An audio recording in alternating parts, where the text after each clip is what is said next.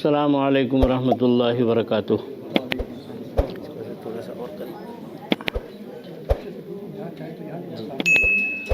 الحمد للہ کفا وسلام علی عباده الذین اصطفى، اما بعد فاعوذ باللہ من الشیطان الرجیم، بسم اللہ الرحمن الرحیم۔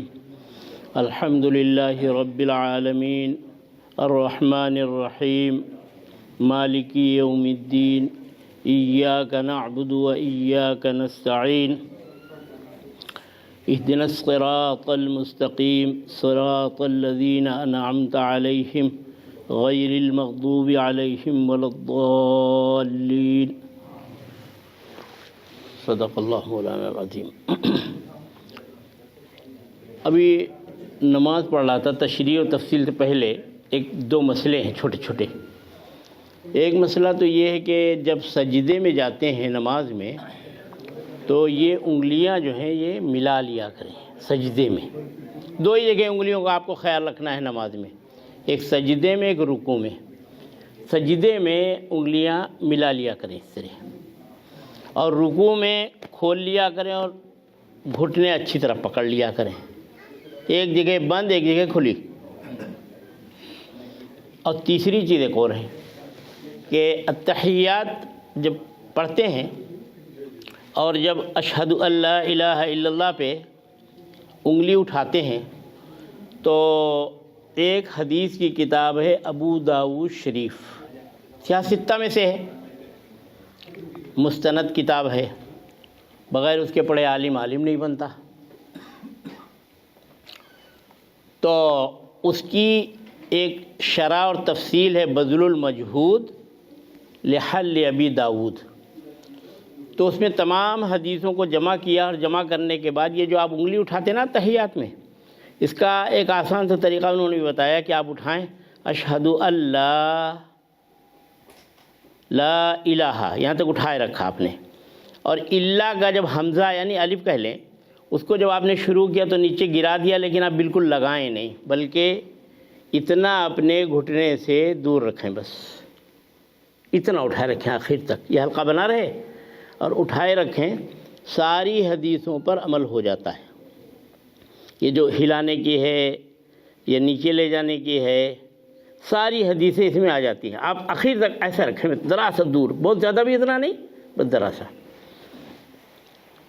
بالخصوص حنفی حضرات اس کا خیال رکھیں۔ اب شافعی رحمۃ اللہ علیہ یا حنبلی کچھ لوگ ہیں، وہ اپنے حرکت دے رہے ہیں انگلی کو، اس کو بھی آپ منع نہ کریں، وہ بھی حدیث میں ہے، سمجھنے کا طریقہ ائمہ کا اپنا طریقہ، لیکن ہمارا طریقہ یہ ہے تمام حدیثوں پر عمل ہو جاتا ہے۔ اٹھایا اور اٹھانے کے بعد یہاں لا کے روک دیا۔ بسم اللہ الرحمن الرحیم۔ حضرات گرامی، علماء کرام اور خواتین، بہنیں، بیٹیاں، قرآن کریم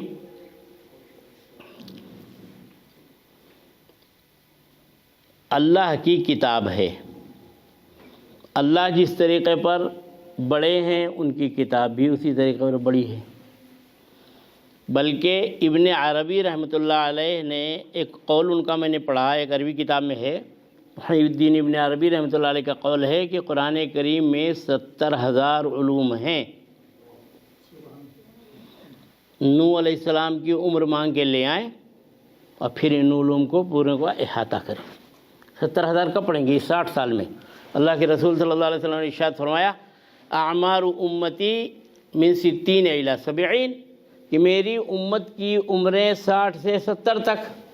اب 70,000 علوم ڈھونڈتے بیٹھیں قرآن کریم کے اور پڑھیں ان کو، تو نوح علیہ السلام کی عمر سے پہلے کہاں سے ہو پائے گا بھائی؟ تو اسی میں سے ایک تفسیر بھی ہے۔ تفسیر صحیح کرنے کے لیے آپ کو بہت سی چیزوں کی ضرورت پڑتی ہے۔ آپ یہیں سے شروع کریں، میں آپ کو اس تفصیل میں نہیں لے جا رہا ڈیٹیل میں، کہ ابھی میں نے بسم اللہ پڑھا تھا۔ قرآن کریم کی شروعات کس سے کرتے ہیں آپ؟ اعوذ باللہ قرآن کی آیت ہی نہیں ہے، اعوذ باللہ قرآن کریم کی آیت نہیں ہے۔ اگر آپ بچوں کو دکھانا چاہیں اور یہ کہیں کہ برکتاً چلو تم کو دکھاتے ہیں اعوذ باللہ من الشیطان الرجیم، قرآن میں کہاں ہے؟ قرآن کا اس کا مضمون ضرور ہے وَإِذَا قَرَأْتَ الْقُرْآنَ فَاسْتَعِذْ بِاللَّهِ مِنَ الشَّيْطَانِ الرَّجِيمِ، کہ جب قرآن کریم پڑھا کرو تو تعوذ یعنی اللہ کی پناہ لے لیا کرو. زبان گندی ہے اس کو دھو لیا کرو پہلے, دھونے کے بعد پھر اللہ کے کلام کو شروع کرو. اس لیے اعوذ باللہ ہے. اسی لیے اعوذ باللہ قرآن میں کہیں لکھا آپ کو نہیں ملے گا. البتہ بسم اللہ الرحمن الرحیم چونکہ ایک آیت من آیت الکتاب ہے تو اس کو ایک چوکھٹا بنا کے الگ مستقل لکھ دیتے ہیں ہر صورت کے شروع میں. امام شافعی رحمۃ اللہ فرماتے ہیں کہ ہر صورت کے ساتھ پڑھ لو. حنفیہ کہتے ہیں کہ نہیں, وہ چونکہ ایک مستقل الگ آیت ہے. البتہ سورہ نمل کے اندر جو ہے وہ تو بیچ میں آئی. تو بسم اللہ میں کون سے لیٹر ہے پہلے؟ با ہے. اور آخری صورت کون ہے؟ بولتے ہیں بھائی, بولتے ہیں تو ہم بھی جگتے رہیں گے, آپ بھی جگتے رہیں گے. وہ ہمارے استاد کے سامنے ایک صاحب بیٹھے بیٹھے بیان چل رہا تھا, سو گئے. تو حضرت نے کہا ان کو اٹھا دو, میں علم پھیلا رہا ہوں یا نیند پھیلا رہے ہیں؟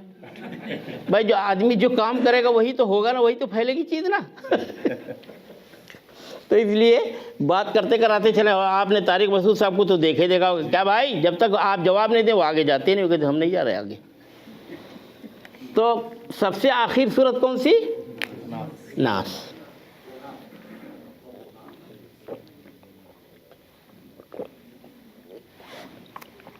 اس کا لیٹر آخری کون سا ہے؟ سین ہے نا, من الجنتی والناس. شروع کا با لے لیں بسم اللہ کا, اور آخر قل اعوذ برب الناس کا سین لے لیں, دونوں کو ملا دیں, کیا بنا؟ بس. اس کو الٹا کر دیں, قرآن ہی بس ہے, قرآن ہی سب ہے. سمجھ گیا بات؟ اب بعض الفاظ ایسے ہوتے ہیں کہ ان کو ادھر سے پڑھو یا ادھر سے پڑھو سیدھے سیدھا ہوتا ہے بالکل. سانس, وہ سانس نہیں بھائی, یہاں خواتین ہیں ہماری ماشاءاللہ, ہم کو آنا جانا ہے نا باہر, یہاں والوں کو نہیں پریشان کریں گے. وہ سانسیں دوسری ہوتی ہیں جو بہو کی سانس بند کر دیتی ہیں. یہاں مراد سانس کو ادھر سے پڑھیں تو سانس, ادھر سے پڑھیں تو, اور داماد کا بھی یہی حال ہے, اتفاق. دیکھیے یہ جو میں نے ایک بات کی آپ کو, آپ کا ذہن قرآن سے قریب کرنے کے لیے کہ قرآن ہی سب ہے, قرآن ہی بس ہے. اور 70,000 علوم بتایا نا ابن عربی رحمۃ اللہ علیہ, فرما رہے ہیں کہ 70,000 علوم ہیں اس کے اندر. اس میں سے ایک تفسیر بھی ایک علم ہے.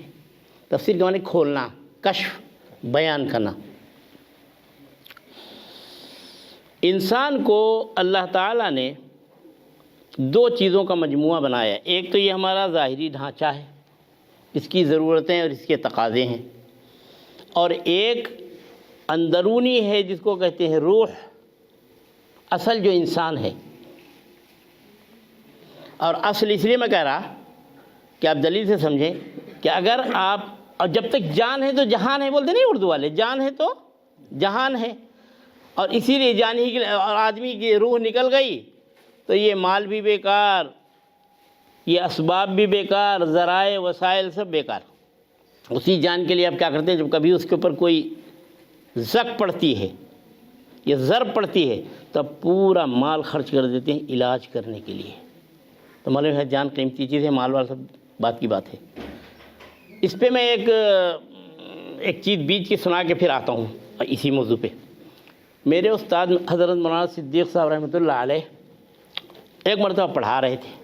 جلالین شریف ایک تفسیر کی کتاب ہے, اس کا سبق تھا. اور حضرت بحث مباحثے کے عادی تھے نہیں زیادہ. بعض لوگ مناظر قسم کے ہوتے ہیں, جیسے مولانا منظور نعمانی صاحب رحمۃ اللہ علیہ تھے, اور بہت سے مناظر جو بحث و مباحثے کے میدان کے ہوتے ہیں, ان کا طرز الگ ہوتا ہے. تو حضرت کے پاس ایک شیعہ آ گیا, اور حضرت تو سبھی سے ملتے تھے, سب کو کھانا کھلانا ملنا سب ان کا بڑا عجیب طریقہ تھا.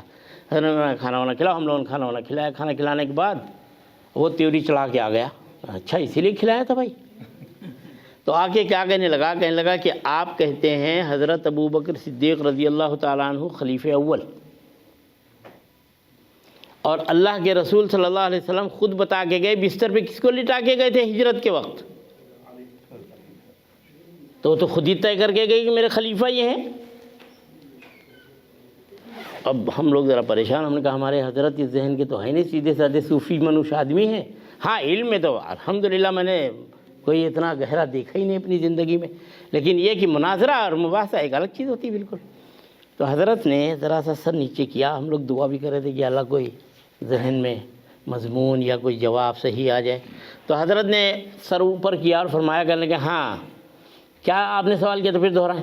تو انہوں نے یہی دہرایا کہ بھئی اللہ کے رسول صلی اللہ علیہ وسلم اپنے بستر پہ لیٹا کے حضرت علی رضی اللہ تعالیٰ عنہ کو گئے ہیں تو خلافت تو طے ہے. یہ خلیفہ اول وہ جو کلمہ پڑھتے ہیں خلیفۃ بلا فصل، تو کہنے کہ وہ تو طے شدہ بات ہے. تو حضرت نے فرمایا کہ اچھا یہ بتائیے آپ کے نزدیک مال کی زیادہ قیمت ہوتی ہے یا جان کی؟ تو انہوں نے خود ہی کہا جان کی قیمت ہوتی ہے. بھئی بعض مرتبہ جان پہ جب آ کے بنتی تو آدمی سارا مال خرچ کر دیتا علاج معالجے میں جان کو بچانے کے لیے. تب تو کہنے لگے کہ اللہ کے رسول صلی اللہ علیہ وسلم اپنی جان کی حفاظت کے لیے کس کو ساتھ میں لے کے گئے اور مال کسی ذمہ داری میں دے کے گئے؟ تو تم نے تو خود ہی طے کر دیا کہ افضل کون ہے. تو بسا اوقات سیدھی سادھی بات ہوتی ہے لیکن بس عجیب ہوتی ہے کہ دلی کے قریب مراد آباد ایک جگہ وہ مظفر نگر ہے، وہاں سے دو ہندو اور مسلمان آپس میں بیل گاڑی پہ چلتے تھے. وہ چلے دونوں اور دلی کے قریب جب پہنچے تو بحث مباحثہ آپس میں ہونے لگا کہ ہمارا مسلک اور مذہب اچھا ہے تمہارا اچھا ہے. تو اخیر میں مسلمان نے کیا دلائل کی بنیاد پہ قائل کر دیا. تو وہ کہنے لگا اچھا آخر سوال اس نے کیا، اس نے سوال کیا اچھا یہ بتاؤ اللہ میاں مسلمان ہے یا نہیں ہے؟ تب تو میں کلمہ پڑھوں گا، نہیں تو نہیں پڑھوں گا. کہنے لگے یار اب اللہ میاں سے کلمہ کیسے پڑھایا جائے بھائی؟ اچھا ٹھیک ہے ہم لوگ شاہ عبدالعزیز صاحب کے یہاں چل رہے ہیں نا ملنے کے لیے، ان سے بات کرا دیتے ہیں. شاہ عبدالعزیز صاحب محدث دہلوی رحمۃ اللہ علیہ کے زمانہ چنانچہ پہنچے. شاہ صاحب سے جب بات ہوئی تو شاہ صاحب نے کہا تم کلمہ پڑھو اللہ میاں مسلمان ہے. کہنا ایسے نہیں ماننے والے، آپ ہم کو سمجھائیں. کہنے کہ دیکھو سورہ بقرہ میں اللہ میاں فرما رہے ہیں ان تذبحوا بقرہ، گائے ذبح کرو. اگر مودی کے خاندان سے ہوتے تو گائے کیسے ذبح کراتے بھائی؟ بس سمجھے، ان تذبحوا بقرہ گائے ذبح کرو. تو گائے کٹوا رہے ہیں اس کا مطلب گاؤ گشی تو حرام ہے. اب گاؤ گشی اللہ میاں کروا رہے ہیں تو اس کا مطلب اللہ میاں مسلمان ہے. تو اس نے کہا ہاں آپ نے سمجھا دیا بالکل. کلمہ بڑا مسلمان ہو گیا اور گھر جب پہنچا پھلت کا تھا. پھلت ایک جگہ مظفر نگر ضلع میں ہے. تو وہاں جب پہنچا تو اپنے گھر والوں سے لگا خبردار جو بات کیا پہلے کلمہ پڑھو، میں کلمہ پڑھ کے آیا ہوں، یہ دیکھو اللہ میاں مسلمان ہے ہم بھی مسلمان ہیں. آج تک وہ خاندان چل رہا. بعد میں تو ایک چھوٹی بات ہوتی ہے آدمی خلوص کے ساتھ کہتا ہے اور کہاں سے کہاں پہنچ جاتی ہے بات. کہتے نہیں کہ از دل ریزت بر دل خیزت، دل سے نکلتی ہے تو دلی کے اوپر بیٹھ جاتی ہے جا کے بات. تو ایک چیز ہے بدن اور ایک ہے روح. اب آپ یہ دیکھیے کہ اللہ تعالیٰ نے دونوں کو پیدا کیا اور دونوں کی حفاظت کا انتظام کیا اور یہ دو صورتیں آپ کے سامنے ہیں. اب یہیں سے بات شروع کر لیتے ہیں. حالانکہ ابھی یہ تفسیر نہیں چلی. تفسیر کا خلاصہ الناس کی پہلے ہوگی یا سورہ فاتحہ کی پہلے ہوگی؟ بسم اللہ کی ہوگی پہلے.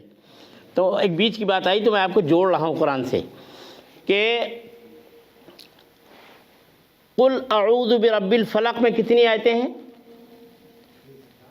گنے نہیں ہوگا، 5 ہیں. اور ناس میں تبھی تو 11 بنتی ہیں. وہ جو ناٹ لگا دیا تھا اور 11 ایک ایک آیت پڑھتے جاتے تھے ناٹ کھلتی جاتی تھی تو 6 اور 5 11. اب آپ یہ دیکھیے کہ 3 برائیاں فلق میں بیان کی گئی سورۃ الفلق میں. کتنی؟ 3. ایک برائی بیان کی گئی رات اور تاریکی کی شر سے، پریشانی سے، کہ رات میں جو موذی جانور شیاطین خبیث جو نکلتے ہیں ان سے پناہ چاہی گئی. دوسرے جادو سے، اور تیسرے حسد سے. اور اللہ کا نام ایک ہی لیا گیا اس صورت میں. اللہ کا نام کتنے ہیں اس میں؟ قل اعوذ برب الفلق. فلق کے معنی پھاڑنے کے آتے ہیں، جیسے غلہ نکل کے آتا ہے، ماں باپ سے اولاد پیدا ہوتی ہے، سب فلق کے معنی ہوتے پھاڑنے کے، باہر آنے کے. تو آپ نے اللہ کا ایک نام ذکر کیا اور کتنی برائیوں سے پناہ چاہی؟ 3. رات کی تاریکی اور کیا بولتے ہیں بھائی؟ جادو سے، اور تیسرے حسد. اور سب سے پہلی جو بیماری ہے اور گناہ ہے وہ حسد ہے کہ ابلیس کو حسد ہوا تو مردود ہوا، قابیل کو حسد ہوا تو اس نے کیا کیا؟ حابیل کو قتل کر دیا. مجھے یہ حابیل قابیل کا یاد نہیں رہتا تھا، قاتل کون مقتول کون. تو استاد سے میں نے کہا حضرت یہ یاد نہیں رہتا اکثر. کہنے کہ جس میں قاف ہے وہ قاتل ہے، جس میں قاف نہیں وہ مقتول ہے. بہت آسان بتا دیا کرتے تھے بعض مرتبہ. تو حسد کی بیماری سب سے پہلے پیدا ہوئی، اور یہ بیماری ایک ایسی ہے کہ آدمی کو آہستہ آہستہ کھا جاتی ہے بالکل. تو 3 بیماریوں سے پناہ آپ نے مانگی، اور اللہ کا نام ایک ذکر کیا، قل اعوذ برب الفلق. اب ناس میں آ جائیں. ناس میں آپ نے اللہ کے 3 نام ذکر کیے. قل اعوذ برب الناس رب، ملک الناس ملک، الہ الناس الہ، اور 3 نام اللہ کے لیے اور ایک برائی سے پناہ چاہیے اس میں. یعنی پہلی صورت میں کیا، فلق میں کیا ہوا تھا، 3 برائیوں سے پناہ چاہیے اور اللہ کا ایک نام آیا. اور اس میں ایک برائی سے پناہ چاہا ہے اور نام اللہ کے کتنے لیے ہیں، 3. تو معلوم یہ ہوا کہ اس میں کچھ اہمیت ہے. اہمیت یہ ہے کہ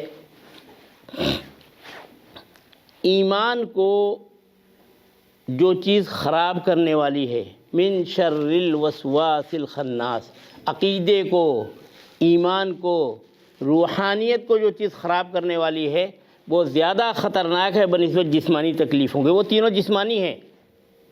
حسد بھی جسمانی، رات کی جو تاریکی کیڑے مکوڑے آئیں گے وہ بھی، اور جادو کا جو مسئلہ ہوگا وہ بھی جسمانی.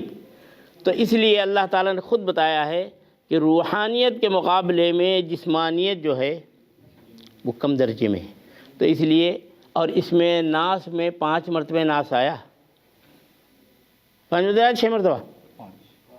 قل اعوذ برب الناس ملک الناس الہ الناس من شر الوسواس الخناس الذی یوسوس فی صدور الناس من الجنۃ والناس. 5 ناس ہیں، نہیں 6 کہاں، وہ تو خناس ہے. وہی اس کو کیونکہ نہیں لینا، اس کو ناس میں لائیں گے تو ستیہ ناس، بلکہ اور آگے 7.5 ستیہ ناس.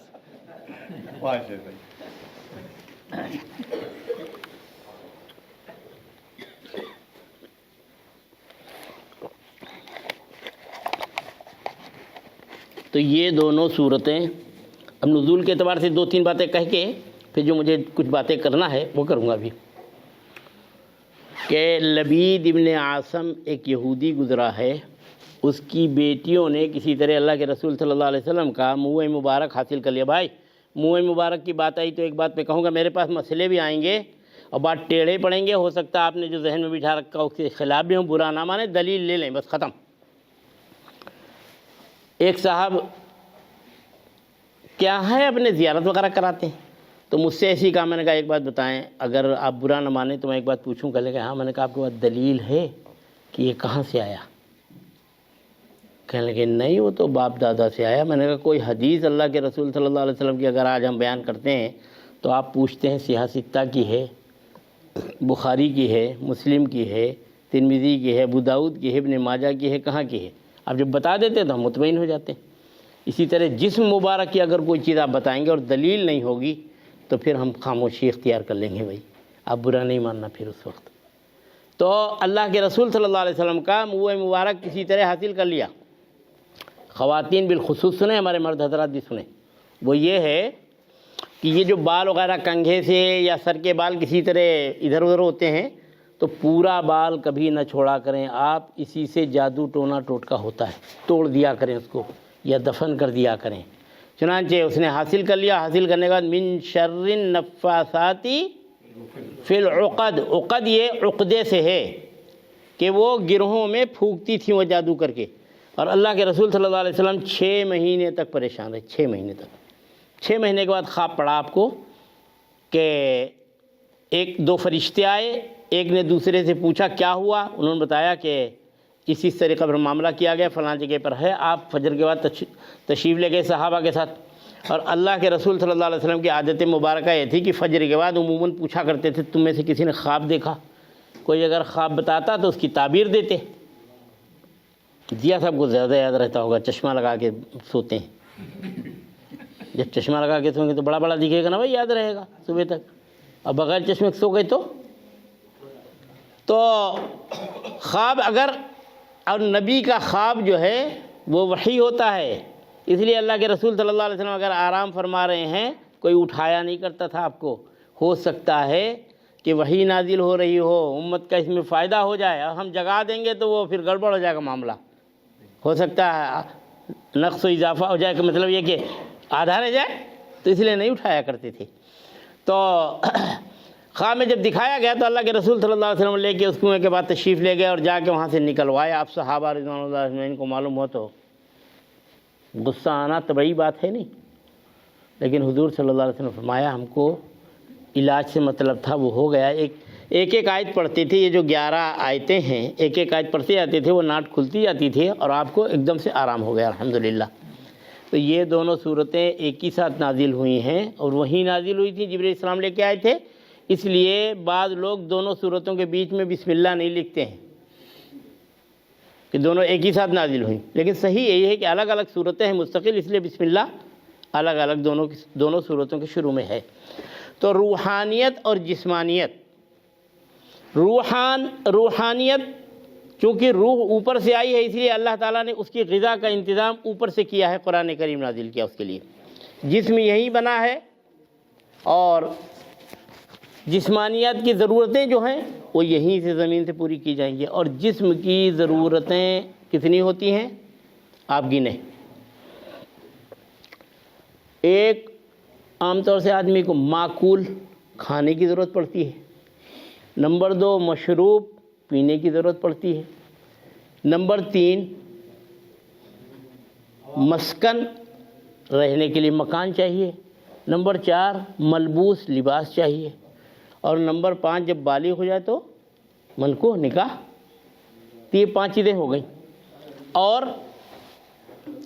2 چیزیں اور ہیں. ایک آدمی کو کوئی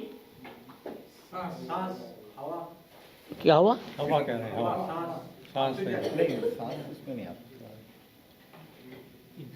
آپ کے ساتھ بقید حیات ہے نہیں؟ قاری صاحب یہ بتائیے پہلے. تو یہ 5 ہو گئیں، معقول، مشروب، ملبوس اور مسکن یعنی مکان. اور 5ویں چیز بالغ ہونے کے بعد نکاح. 2 چیزیں اور چاہیے.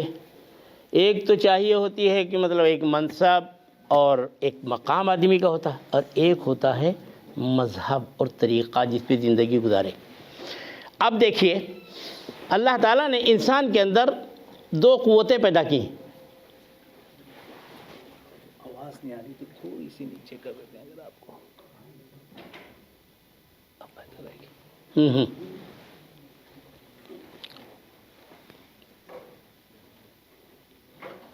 ایک انسان کے اندر ہوتی ہے شہوت، خواہش، کہ جس کے بغیر آدمی رہ نہیں سکتا، جی نہیں سکتا. کھانے کی خواہش نہ ہو، پانی کی خواہش نہ ہو. اور اسی طرح دوسری چیز، جب آپ خواہش کے ذریعے اپنی منشا یا اپنے مطلب کی چیز حاصل کرنے چلیں گے تو بسا اوقات اس میں رکاوٹ پیش آئے گی. تو ایک دوسری طاقت آپ کو دی ہے اللہ تعالیٰ نے، غضب کی. غضب کے معنی غصہ یہ نہیں، غضب کے معنی آستین چڑھائے ہو بس لڑنے کے لیے ہر وقت تیار. غضب سے مراد یہ ہمارا منشا اور مقصد حاصل کرنے میں جو چیز بیچ میں رکاوٹ بنے تو اس کو ہم دفع کریں، اس کا دفاع کریں، اس کو دفع کریں، اس کو دور کریں. اب یہ جب 7 چیزیں ہیں انسان کی ضرورت کی، ان کے بغیر رہ نہیں سکتا. تو آپ کی بھی 7، میری بھی 7. اب یہاں ٹکراؤ ہوگا، آپ بھی کوشش کریں گے حاصل کرنے کی، ہم بھی کوشش کریں گے حاصل کرنے کی. اور آپ مطاف میں کھڑے ہوں اتفاق سے، ہر آدمی کو طواف کرنا ہے اور حجر اسود کا بوسہ بھی دینا، تو کیا کیفیت ہوتی ہے آدمی کی؟ دھکا دھکی ہوتی ہے؟ نہیں ہوتی. تو جب 7 چیزیں آپ حاصل کرنے کی کوشش کریں گے تو اب لڑائی جھگڑا، کبھی فوجداری ہے اور کبھی دیوانی کا مقدمہ ہے، یہ سب لگ جائیں گے. تو اس کے لیے قانون کی ضرورت ہے. قانون کیا چاہیے؟ اب رہا یہ کہ ایک قانون تو ہم بناتے تو اس میں امینڈمنٹ کرنا پڑتا ہے، یہ چیز رہ گئی تھی، وہ چیز رہ گئی تھی. اس لیے اللہ کا قانون جو قرآن کریم تا قیام قیامت آپ کے ہاتھ میں ہے، وہ اس لیے کہیں فیل نہیں ہوتا کہ 4 چیزیں اللہ نے، یا اللہ کے پاس جو 4 چیزیں ہیں وہ انسانوں کے پاس نہیں ہیں، اس لیے قانون وہ نہیں ٹوٹتا کہیں بھی. کیا؟ ایک تو اللہ تعالیٰ کا علم جو ہے وہ کلی علم ہے، کلی۔ بھائی مثال کے طور پر ہم ایک مجموعہ لے کے بیٹھ جائیں، انجینئرس ہوں، سائنسداں ہوں، بڑے پڑھے لکھے لوگ ہوں اور قانون بنانے کے لیے بیٹھ جائیں، ہو سکتا ہے کہ ہمارا علم زمین کے اوپر اور اندر کا ہے ہی نہیں۔ دوسری چیز کہ اگر ہے بھی تو ہو سکتا ہے ہم نے انفرادیت کا خیال کیا ہو، مجمع میں وہ فیل ہو جائے قانون۔ اب آپ دیکھیے، سود ہے، زنا ہے، شراب خوری ہے، ان میں انفرادیت کا تو خیال ہے لیکن اجتماعی اعتبار سے اس میں نقصانات ہیں۔ اب آج کل تو سبھی قائل ہو رہے ہیں اس کے، تو اس لیے اللہ رب العزت کا علم ذرے ذرے کا ہے کہ نہ فرد چھٹا ہے، نہ جماعت چھٹی ہے، نہ اوپر کا کوئی چھٹا ہے، نہ اندر کا چھٹا ہے، ساری چیزیں اللہ کے علم میں ہیں۔ اس لیے اللہ تعالیٰ نے قرآن کریم دیا تو کہیں قانون فیل نہیں ہوتا۔ نمبر دو یہ ہے کہ سب کا خیال ہو، جس میں رحمت عامہ جس کو کہتے ہیں، کہ یہ نہیں کہ کسی سے تعلق تھا تو اس کے ساتھ زیادہ رعایت کر دی ہے، جس کے ساتھ تعلق نہیں تھا یا علاقے کا نہیں تھا، اپنی زبان کا نہیں تھا، اپنے کلر کا نہیں تھا، اس کے ساتھ کچھ اور معاملہ ہو گیا۔ تو دوسری چیز کیا چاہیے؟ رحمت عامہ، برابر برابر۔ اور تیسری چیز یہ ہے کہ قدرت کامل ہو، کوئی قانون بنائے کوئی روک نہ سکے اس کو۔ یہ احتجاج کر دیا لوگوں نے، کہنے لگے آگے بات بڑھی ہی نہیں۔ تو اس لیے علم، رحمت اور قدرت کامل ہو، اور غیر جانبداری ہو کہ کسی کی طرف کوئی جھکاؤ نہ ہو۔ اب یہ قرآن کریم ہے، آپ کے ہاتھوں میں ہے کہ قیامت تک کے لیے اللہ نے اسی لیے اعلان کروا دیا، قُلْ لَئِنِ اجْتَمَعَتِ الْإِنسُ وَالْجِنُّ عَلَىٰ أَن يَأْتُوا بِمِثْلِ هَٰذَا الْقُرْآنِ لَا يَأْتُونَ بِمِثْلِهِ وَلَوْ كَانَ بَعْضُهُمْ لِبَعْضٍ ظَهِيرًا۔ تم سب جمع ہو جاؤ۔ اور یہ کہا ایک جگہ تو نکرہ فرمائے، وَإِن كُنتُمْ فِي رَيْبٍ مِّمَّا نَزَّلْنَا عَلَىٰ عَبْدِنَا فَأْتُوا بِسُورَةٍ، نکرہ ایک چھوٹی بھی بنا کے لے آؤ۔ اور اللہ تعالیٰ نے قرآن کریم کے شروع میں کیا لکھوایا؟ بسم اللہ الرحمن الرحیم۔ یہ ہے نا، اس کو شاہ عبدالعزیز صاحب رحمۃ اللہ علیہ کی زبان میں کہتے ہیں باب رحمت، رحمت کا دروازہ۔ پرانے زمانے میں طریقہ یہ تھا، مکان اندر سے چاہے چھوٹا ہو لیکن دروازہ بہت بڑا بنایا کرتے تھے، بہت بڑا گیٹ۔ دیکھا ہے آدمی تو سمجھے بہت بڑے راجہ مہاراجہ ہیں، نواب صاحب ہوں گے۔ تو وہ نواب صاحب سمجھے نہیں، وہ پرانے زمانے میں نواب صاحب ہوتے، ایک بیچارے نواب صاحب پیدل ہو گئے تھے، کچھ تھا نہیں، لیکن روز شام میں جب باہر نکلتے تھے تو تھوڑا سا تیل لگا کے ایسے مونچھوں میں مرغن غذا کھا کے آئے بھائی۔ تو وہ ایک دن اتفاق سے وہ چراغ جو جلتا تھا نا تو اس میں بتی کا وہ ذرا کوئلہ وہ لگ گیا۔ اب باہر آ کے جب انہوں نے ایک پان کی دکان پہ جب کھڑے ہوئے اور وہی باتیں کرنا شروع کیا تو اس نے نوجوان نے کہا ہاں ہاں سمجھ میں آ رہا ہے۔ وہ بتی رہ گئی تھی چراغ کی، کہنے لگے روز کا پتہ چل گیا آج۔ تو کیا ہوتا تھا کہ بڑا دروازہ بنایا کرتے تھے اور اس میں مکان چاہے چھوٹا ہو۔ تو ایک فقیر اتفاق سے گیا، شاہ عبدالعزیز صاحب محدث دہلوی رحمۃ اللہ نے لکھا ہے، چھوٹی سی بات ہے مگر ہے بڑے کام کی، کہ وہ آدمی گیا اور جانے کے بعد اس نے دروازہ دیکھا، اور حیدرآباد میں کہتے ہیں قاری صاحب نئے فقیر کو وہ پورا کریں گے وہ جملہ بھی، ابھی حیدرآباد سے ہیں، پھر آپ کو کیسے معلوم ہے محاورہ؟ اچھا مشہور۔ تو وہ فقیر گیا اور کہنے لگا اگر آج مجھے اس دروازے کے حساب سے بھیک مل گئی تو دن بھر کے لیے انف ہے، کہیں جانا نہیں پڑے گا۔ تھوڑی دیر کے بعد باندھی آئی اور ایک چٹکی آٹا دے کے چلی گئی۔ اب وہ کبھی بھیک کو دیکھ رہا، کبھی دروازے کو دیکھ رہا، کبھی بھیک کو دیکھ رہا، دروازے کو دیکھ رہا۔ دروازہ ایسا بھیک یہ، گھر گیا، کدال لایا، چڑھ گیا دروازے پہ، گرانے لگا۔ تو گھر والا آیا، کہنے لگا یہ کیا کر رہا تو؟ کہنے لگے یا تو بھیک دروازے کی طرح کرو، نہیں تو تمہارا دروازہ میں بھیک کی طرح کر دوں گا۔ تو اللہ تعالیٰ نے قرآن کریم کے شروع میں بسم اللہ الرحمن الرحیم یہ باب رحمت لکھوا دیا۔ ایک نہیں، ایک ذاتی نام ہے، دو صفاتی نام ہے، ایک اللہ ہے اور ایک رحمان ہے اور ایک رحیم ہے، پہلے سے پہلے اعلان کرا دیا۔ اور قاری طیب صاحب رحمۃ اللہ علیہ کی زبانی کہ عرش کے اوپر لکھوا دیا ہے اللہ تعالیٰ نے کہ میری رحمت جو ہے میرے غضب کے اوپر غالب رہتی ہے۔ اب ایک چیز سنیے، طبقات حنابلہ نام کی ایک کتاب ہے، اس میں لکھا کہ ایک بزرگ تھے 6ٹھی صدی یعنی 600 برس ہو چکے، اس کے بعد کا قصہ انہوں نے لکھا کہ ایک بزرگ ہیں ابو بکر عبد الباقی انصاری رحمہ اللہ، وہ گئے حج کے لیے۔ ابھی ہمارے ایک دوست ذکر کر رہے تھے کہ عمرے کے لیے جب ہم اور آپ جاتے ہیں تو وہاں اعتراض کرتے ہیں کہ ایک سفر میں ایک ہی عمرہ ہونا چاہیے۔ میں نے کہا بھائی عمرہ کہتے ہیں اس کو کہ عمر بھر کے لیے ہے، وہ عمر میں کبھی بھی کرو، تو ایک سفر میں ایک عمرہ بتاؤ۔ انڈیا سے ایک آیا بیچارہ پیسہ جمع کر کے، پاکستان سے آیا پیسہ جمع کر کے، ایک سفر میں ایک عمرہ؟ نہیں بھائی، غلط مسئلہ بتایا۔ آپ مسجد عائشہ چلے جائیں، دوبارہ ایک عمرہ کرنے کے بعد آپ پھر عمرہ کریں، پھر چلے جائیں، پھر عمرہ کریں، میقات پہ بھی جانے کی ضرورت نہیں۔ بعض ائمہ کہتے ہیں میقات جاؤ دوبارہ کے لیے، لیکن حنفی مسلک میں وہیں سے وہیں کر سکتے ہیں۔ تو وہ حج کرنے کے لیے آئے اور 6 مہینے کے لیے آیا کرتے تھے لوگ۔ آنے کے بعد بیچاروں کا زاد و راحلہ سب ختم ہو گیا، اب 3 دن کا ہو گیا فاقہ۔ تو بہترین قاری بھی تھے، لیکن اب قرات کام نہیں آنے والی، ہمارے قاری عدنان صاحب ہوں یا کوئی بھی ہوں، بھوک پہ کھانا ملنا چاہیے، پیاس پہ پانی ملنا چاہیے، رائٹ؟ تو اب یہ کہتے ہیں 3 دن کا جب فاقہ تو نقاہت اور کمزوری اتنی ہو گئی کہ حرم تک جانا مشکل ہو رہا۔ تو انہوں نے سوچا بھی چلیں کچھ محنت مزدوری کی جائے۔ اس واقعے کو سنیے اور قرآن کریم کی برکت کا اور اہمیت کا اندازہ لگائیے کہ اللہ رب العزت اس کلام کے ذریعے سے آج بھی وہی واقعات رونما فرما سکتے ہیں اور وہی انقلاب برپا ہو سکتا ہے جو ہوا ہے۔ اللہ وہی ہے، کتاب وہی ہے، آیتیں وہی ہیں، کچھ نہیں بدلا، ہم بدلیں صرف۔ یقین کی کمزوری، اور دیکھیے یقین جتنا ہوگا اتنے آدمی کے اندر تیزی ہوگی، کام میں پھرتی ہوگی۔ کیسے؟ صبح کے وقت آپ نہا دو گے، اٹھ کے کھڑے ہو جاتے ہیں جلدی سے آفس جانے کے لیے، کیوں؟ ہفتے کے بعد چیک ملنے والا ہے۔ یہ کیوں؟ یقین ہے۔ یقین پھرتی پیدا کرتا ہے۔ جیسے سورج نکلے اور روشنی نہ ہو، یقین ہو اور پھرتی نہ ہو کبھی نہیں ہو سکتا۔ آگ ہو اور گرمی نہ ہو، یقین ہو اور پھرتی نہ ہو، نہیں۔ یہی یقین تو ہے جو میدانوں میں کدوا دیا کرتا تھا کسی زمانے میں، یقین۔